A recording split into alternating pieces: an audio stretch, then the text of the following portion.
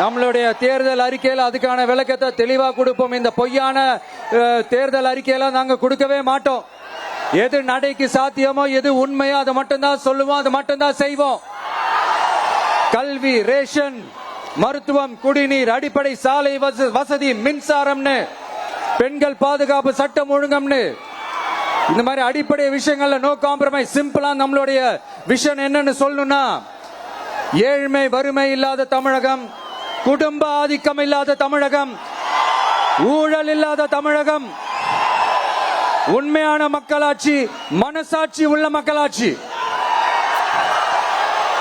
கான்பிடண்டா இருங்க மக்களே, நல்லதே நடக்கும், வெற்றி நிச்சயம். மீண்டும் சந்திக்கும் வரை நன்றி, வணக்கம்.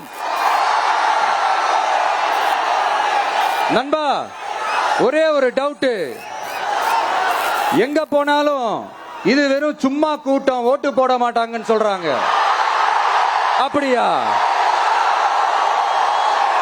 இது என்ன சும்மா கூட்டமா?